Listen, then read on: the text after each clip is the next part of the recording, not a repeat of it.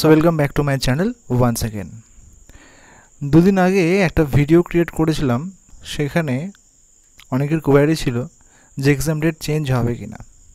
সেখানে বলেছিলাম যে এটা নির্ভর করছে সামগ্রিক পরিস্থিতি এবং ত্রিপুরাতে যে বন্যা পরিস্থিতি হয়েছে সেটা তো অবশ্যই রয়েছে, এবং কিছু কম্পিটিটিভ এক্সাম কিন্তু রয়েছে। সেই কারণে কিন্তু একটা পসিবিলিটি হয়ে উঠেছিল যে হয়তো পরিবর্তন হবে। কিন্তু এখন দুদিন পরে পরিস্থিতি অনেকটাই দেখছি ত্রিপুরার থেকে অনেকেই কমেন্ট করছেন বা অনেকে হয়তো জানাচ্ছেন যে স্যার এখানে কিন্তু সামগ্রিক অবস্থা অনেকটাই আগের থেকে নিয়ন্ত্রণে রয়েছে, এবং পরীক্ষা তো একটা ব্যাপার রয়েছে। অনেকে জানাচ্ছেন 10 তারিখে পরীক্ষা রয়েছে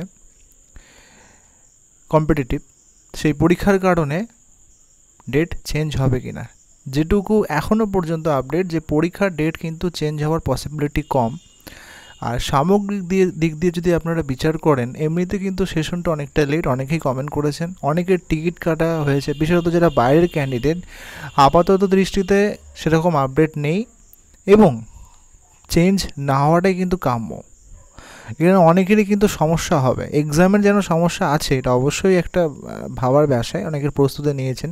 কিন্তু এটাও ভাবতে হবে অনেকে কিন্তু বাইরের স্টেট থেকে আসেন, তাদের টিকিট কাটার ব্যাপারটা রয়েছে।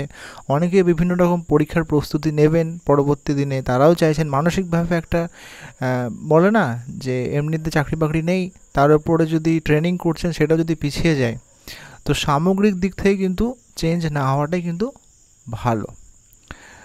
তবুও যদি সেরকম কিছু ঘটে, তাহলে ইউনিভার্সিটি অবশ্যই আগামী 5-6 তারিখের মধ্যে, মানে আগামী সপ্তাহের বৃহস্পতি শুক্রবারের মধ্যে কিন্তু জানিয়ে দেবে। কিন্তু সম্ভাবনা কিন্তু খুবই কম। সেরকম যদি হয় তাহলে 7-8 তারিখের মধ্যেই বা 5-6 তারিখের মধ্যেই আপডেট জানিয়ে দেবে। আপনারা কিন্তু প্রস্তুত থাকুন পরীক্ষার জন্য। ভালো থাকবেন, সুস্থ থাকবেন, আপনাদের মতামত কাম্য। ধন্যবাদ, ভালো থাকবেন।